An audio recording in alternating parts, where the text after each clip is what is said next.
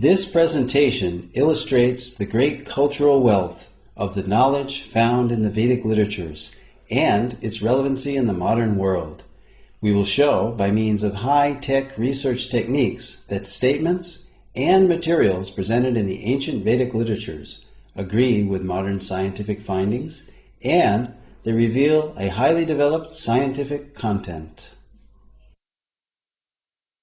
Techniques used to show this agreement include satellite imagery of the Indus-Saraswat river system, marine archaeology of underwater sites such as Dwarka, carbon and thermoluminescence dating of archaeological artifacts, scientific verification of scriptural statements, linguistic analysis of scripts found on archaeological artifacts, and a study of cultural continuity in all these categories. Early Indologists wished to control and convert the followers of Vedic culture. Therefore, they widely propagated that the Vedas were simply mythology. Max Muller, perhaps the most well-known early Sanskritist and Indologist, although later in life he glorified the Vedas, initially wrote that the Vedas were worse than savage, and India must be conquered again by education. Its religion is doomed. Thomas Macaulay, who introduced English education into India, wanted to make the residents into a race that was Indian in blood and color, but English in taste, in opinion, in morals, and in intellect. However, the German philosopher Arthur Schopenhauer stated that the Sanskrit understanding of these Indologists was like that of young schoolboys. These early Indologists devised the Aryan invasion theory, denying India's Vedic past. They taught that the English educational system is superior. They intentionally misinterpreted Sanskrit texts to make the Vedas look primitive. And they systematically tried to make Indians ashamed of their own culture. Thus, the actions of these Indologists seems to indicate that they were motivated by a racial bias. Innumerable archaeological findings and their analysis have recently brought the Aryan invasion theory into serious question. This theory is still taught as fact in many educational systems despite much contrary evidence. The Aryan invasion theory is that the Vedic Aryans entered India between 1500 and 1200 BCE.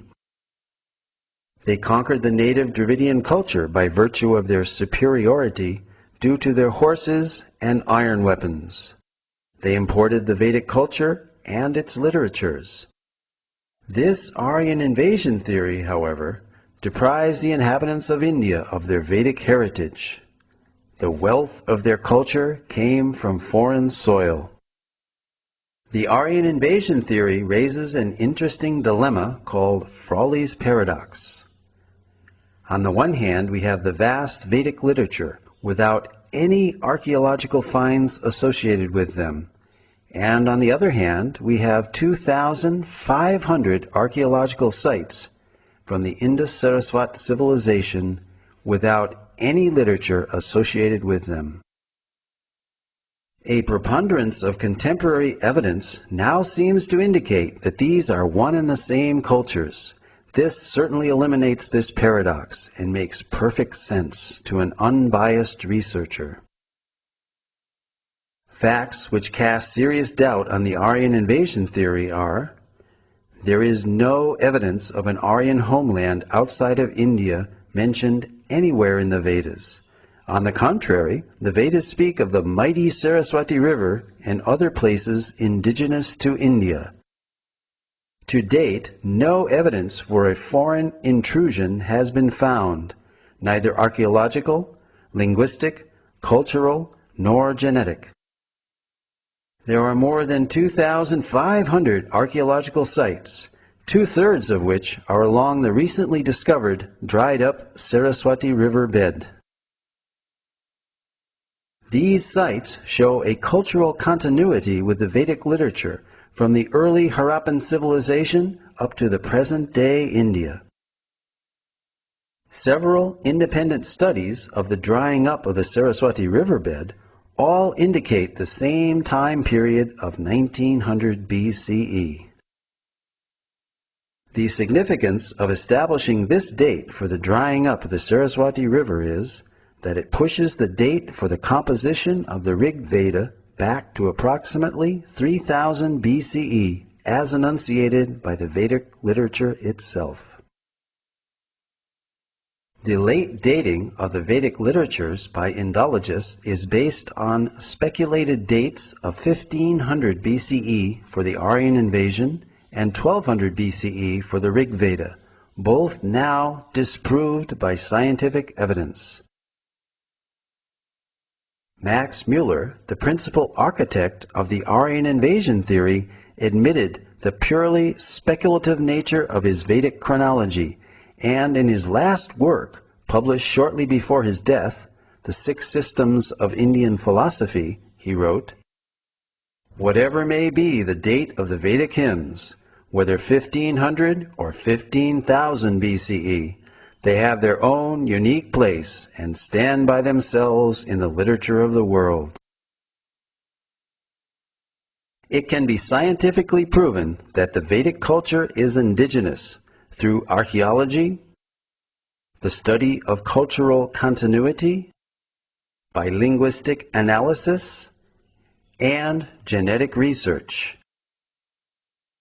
For example, the language and symbolism found on the Harappan seals are very Vedic. We find on these seals the Om symbol, the leaf of the Asvata or holy banyan tree, as well as the swastika or sign of auspiciousness, mentioned throughout the Vedas. Om is mentioned in the Mundaka and Katha Upanishads, as well as the Bhagavad Gita. The holy Asvata tree is mentioned in the Aitareya and Satapatha Brahmanas, as well as the Taittiriya Samhita and Katyayana Smriti. The pictorial script of these Harappan seals has been deciphered as consistently Vedic and termed Proto-Brahmi, as a pre-Sanskrit script.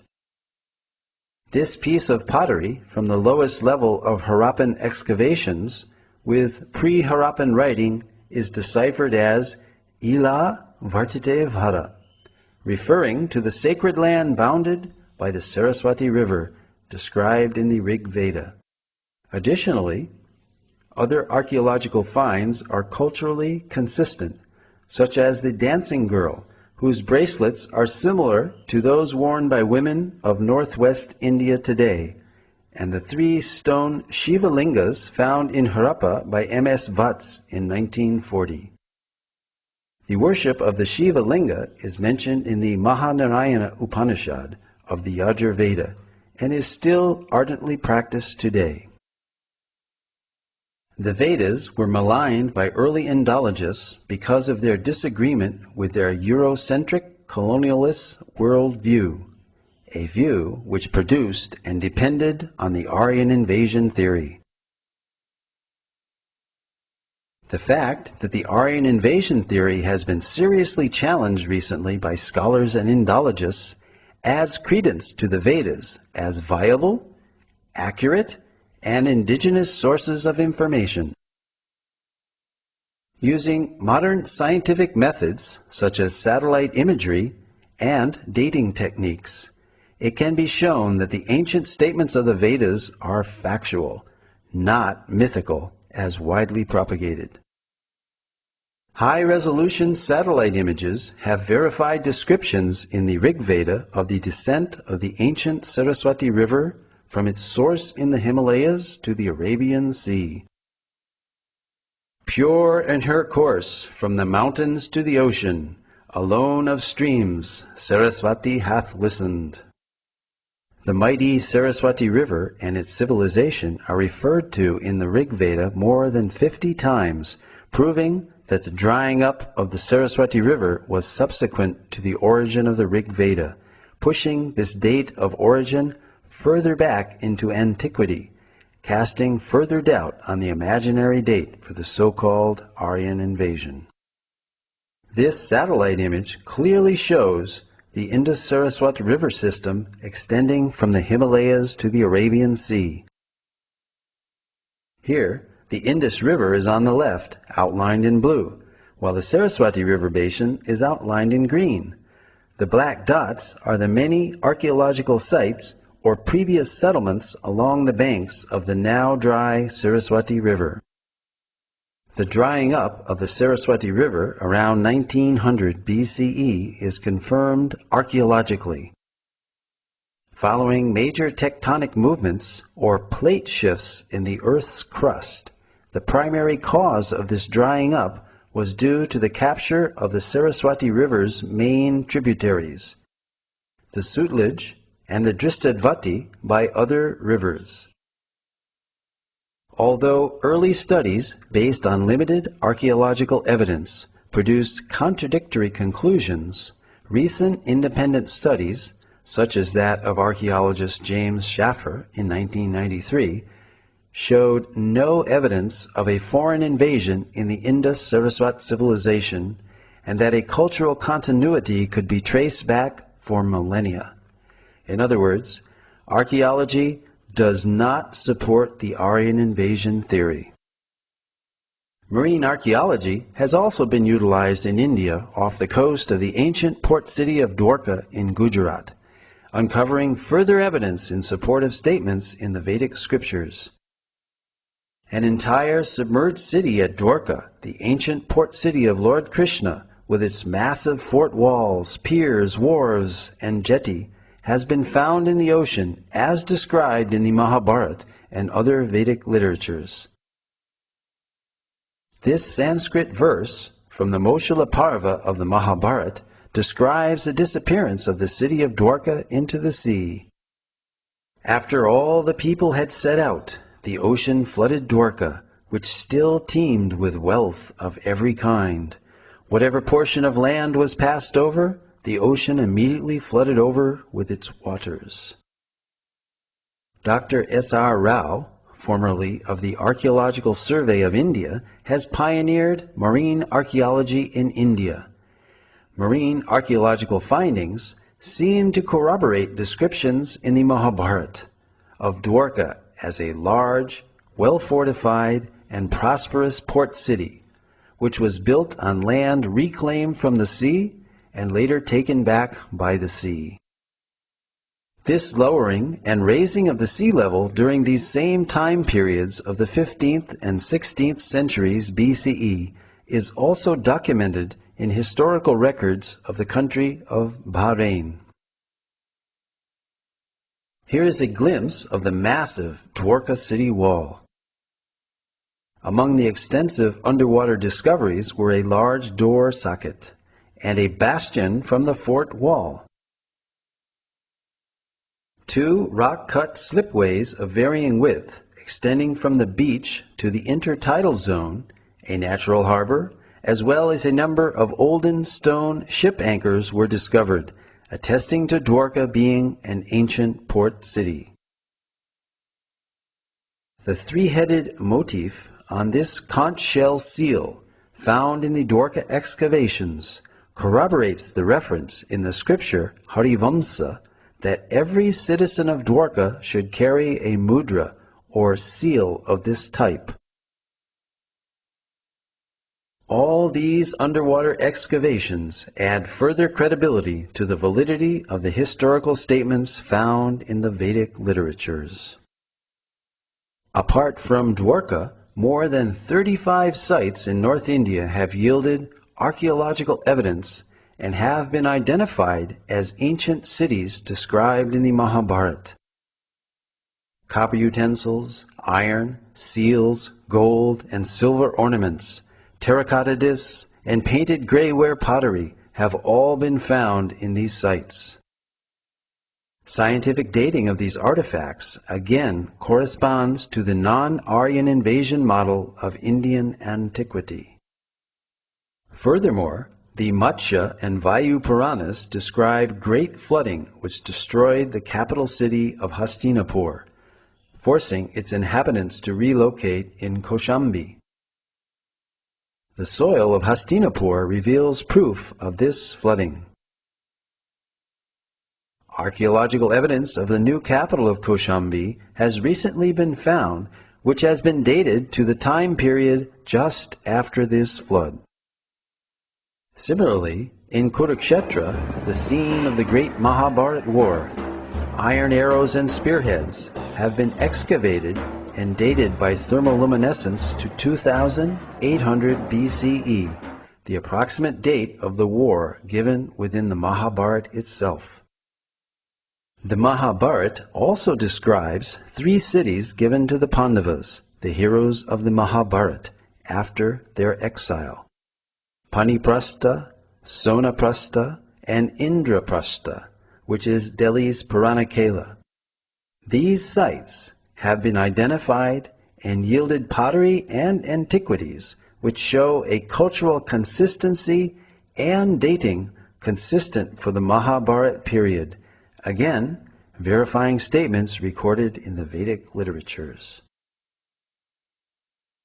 Although early Indologists in their missionary zeal widely vilified the Vedas as primitive mythology, many of the world's greatest thinkers admired the Vedas as great repositories of advanced knowledge and high thinking. Arthur Schopenhauer, the famed German philosopher and writer, wrote that I encounter in the Vedas deep, original, lofty thoughts, suffused with a high and holy seriousness. The well-known early American writer Ralph Waldo Emerson read the Vedas daily. Emerson wrote, I owed a magnificent day to the Bhagavad Gita. Henry David Thoreau said, in the morning I bathe my intellect in the stupendous philosophy of the Bhagavad Gita, in comparison with which our modern world and its literature seems puny and trivial. So great were Emerson and Thoreau's appreciation of Vedantic literatures that they became known as the American Transcendentalists. Their writings contain many thoughts from Vedic philosophy. Other famous personalities who spoke of the greatness of the Vedas were Alfred North Whitehead, British mathematician, logician, and philosopher, who stated that Vedanta is the most impressive metaphysics the human mind has conceived. Julius Robert Oppenheimer, the principal developer of the atomic bomb, stated that the Vedas are the greatest privilege of this century. During the explosion of the first atomic bomb, Oppenheimer quoted several Bhagavad Gita verses from the 11th chapter, such as, Death I am, cause of destruction of the worlds. When Oppenheimer was asked if this is the first nuclear explosion, he significantly replied, yes, in modern times, implying that ancient nuclear explosions may have previously occurred. Lin Yutang, Chinese scholar and author, wrote, India was China's teacher in trigonometry, quadratic equations, grammar, phonetics, and so forth. Francis Voltaire stated, everything has come down to us from the banks of the Ganges. From these statements we see that many renowned intellectuals believed that the origin of scientific thought was the Vedas. The Vedic literatures contain descriptions of advanced scientific techniques, sometimes even more sophisticated than those used in our modern technological world. Modern metallurgists have not been able to produce iron of comparable quality to the 22-foot-high Iron Pillar of Delhi, which is the largest hand-forged block of iron from antiquity. This pillar stands as mute testimony to the highly advanced scientific knowledge of metallurgy that was known in ancient India.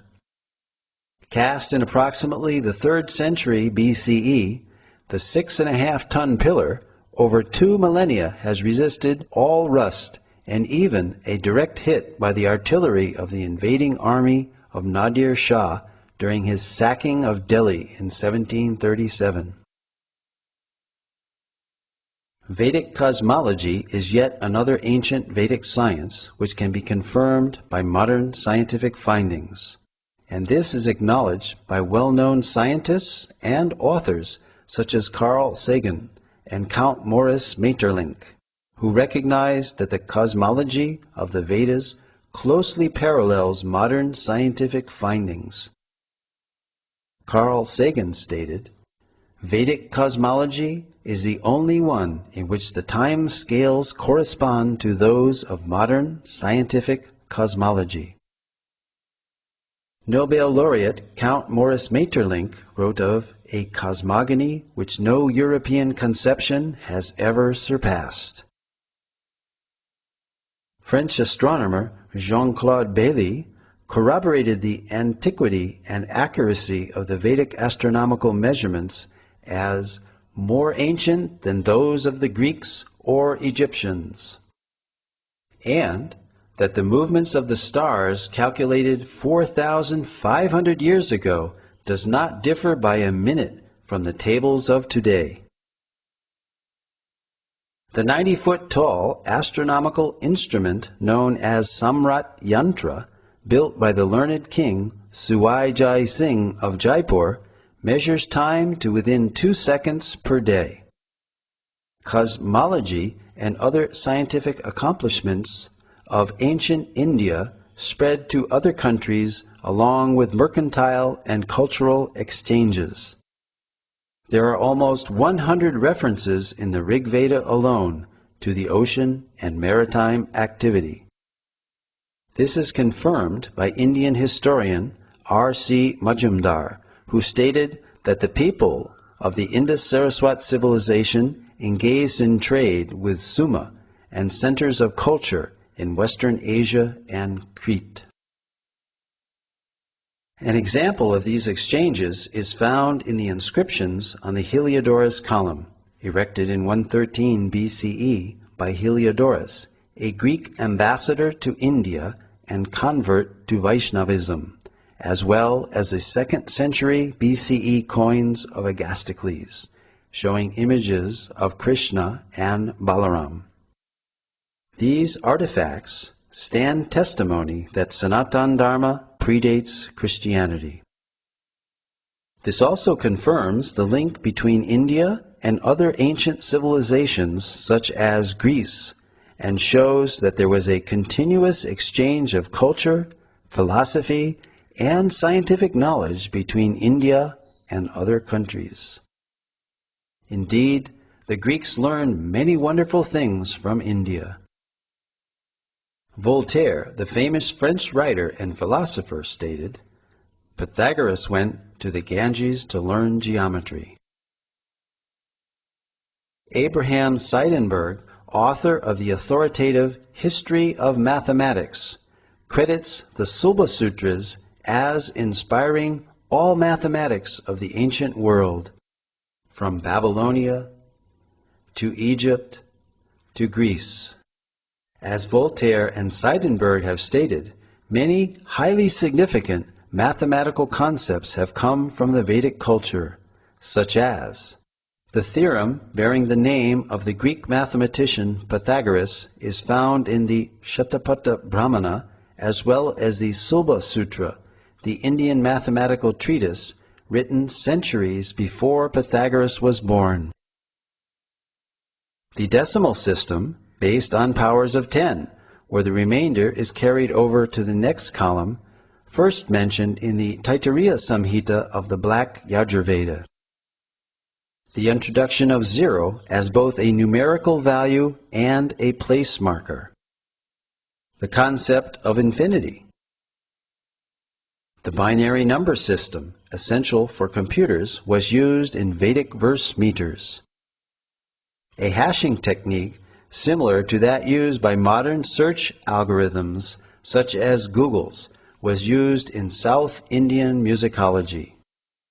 From the name of a raga, one can determine the notes of the raga from this Katapayadi system.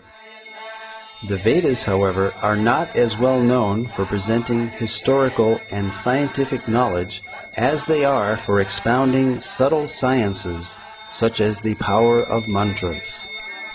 We all recognize the power of sound itself by its effects, which can be quite dramatic.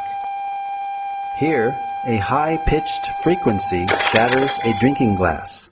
So, we can easily understand that loud sounds can produce substantial reactions.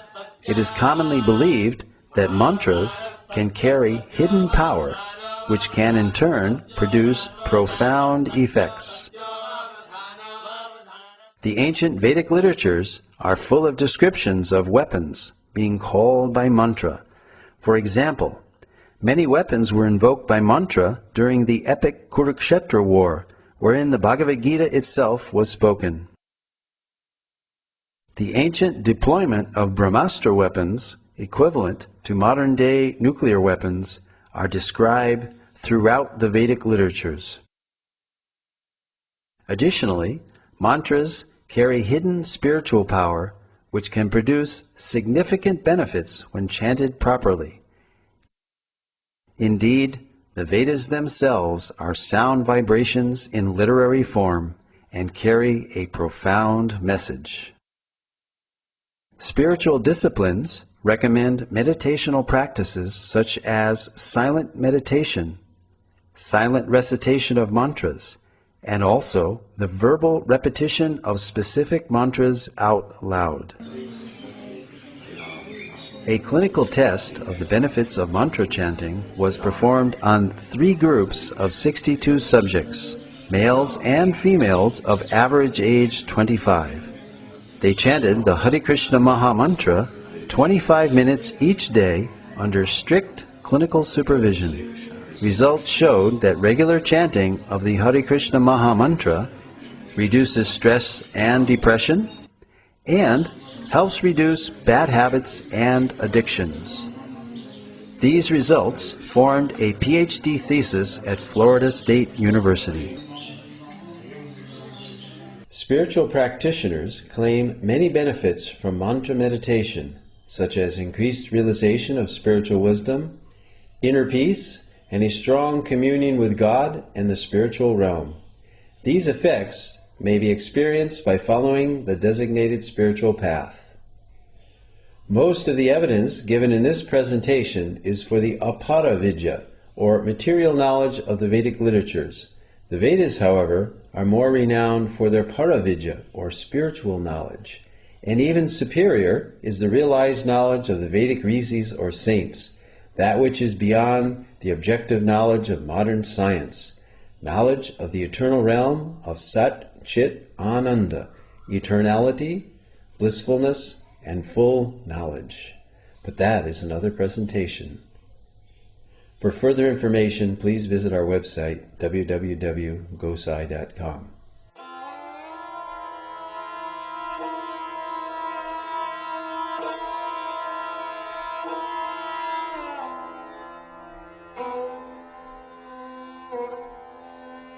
Thank you.